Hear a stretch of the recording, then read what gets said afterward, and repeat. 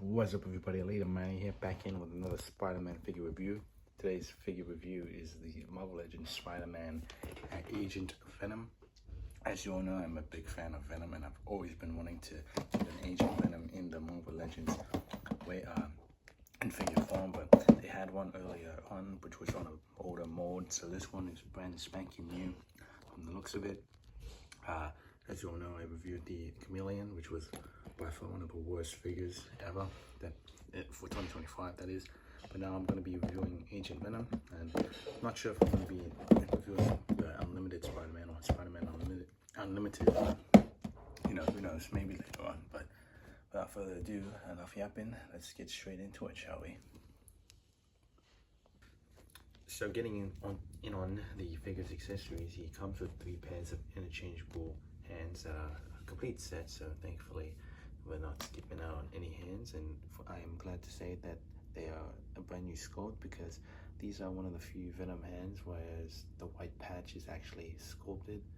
As I'm rubbing my finger against the patch, I can feel the sculpt, so if you get it, you also know that is once you fill it up, it's like the patch is, you know, like sculpted on.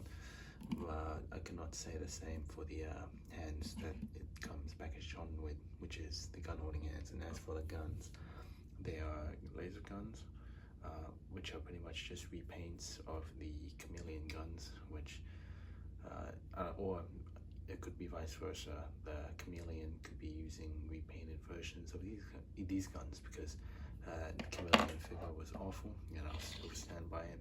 But he comes with a shotgun or a rifle, and then a pistol with the I'm not sure if that's supposed to be a silencer, but it's a elongated pistol, an interchangeable head with the Venom or Agent Venom mask or helmet deal thing, and he comes packaged in with the Flash Thompson head scan, which I gotta say does not match the body at all, because he looks old, but judging from the body, he looks like pretty young, I guess, because he's very slim, and Flash Thompson was not a slim guy. But then again, Agent Venom in this specific iteration was a bit lanky, because I'll be getting more into the figure overall himself after I show off the head scan, because this head scan is not it, especially that head scan. Haircut rather, looks kind of like an emo. Hard to believe that this guy used to bully Peter Parker, but either way, maybe, you know, it's based off a specific version on the comics. So I'll be I'll take this head scan that looks like he's been mewing, because that jawline is strong, and be replacing it with the mouse head scan, and be getting more into the rest of the figure. So this figure is weird. Not weird as in it's weird looking, but just weird as in they could have done a lot better. Now, it's not a bad figure, and I'll be getting more into that with the articulation, but there is a lot to be said and to be mentioned, because there is not a lot of diaphragm joint in the, not a lot of movement in the diaphragm joint, which is a shame, because you think because there's no waist swivel, which this figure does not have. Yeah, that's right, there's no waist swivel, even though they could have clearly implemented it there. And you know, because there's no waist swivel, they just gave him a diaphragm joint, which works fine, but at the same time, there's not a lot of movement going down, but there's a decent going up. How, for me, going down isn't too bad, but for some it does bother a lot of people. The shoulder blades or the shoulder pads are it's the Astonishing Wolverine deal, where there's like a plug and it's not connected to the actual shoulder, so that's good, so you can move all the way up without hindering the shoulder pad thing. And yeah, he's got gauntlets on his wrists that are sculpted on, which don't hinder the hand articulation either. And another thing I want to get over, or that I'm not over, is the fact that he has no shin swivel. So that's one other thing that kind of pegs me, well, bothers me rather, because speaking of pegs, the neck peg is so limited. He cannot look, okay, he can look up a little bit, but he cannot look down or whatsoever, and it's just very stiff, because every time I take it off,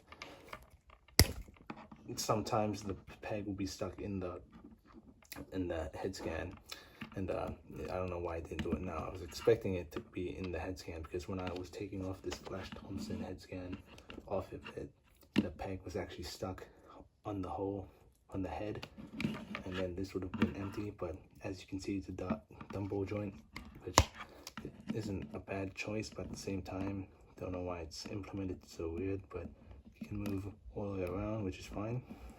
And the sculpt is really nice. I think they really outdid themselves with the sculpt, because again, it's a nice looking, cool looking figure, and Agent Venom is a cool looking character, but at the same time, the articulation is lacking.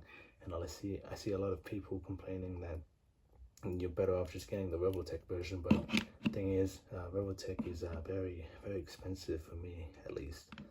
And you know, trying to cut down on the expensive figures, because this one is like what, 35 bucks Australian, and it's not too bad, like for the accessories that you get, or for me at least. But yeah, it's pretty stiff in certain joints, but for other joints it's alright, I guess.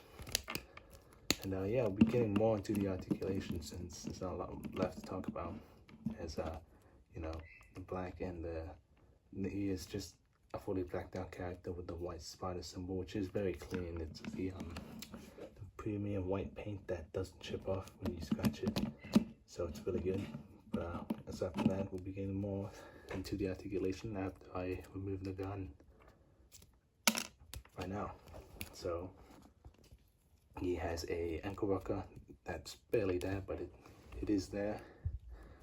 And he's got double jointed knees that go this far back, so you can go that far back.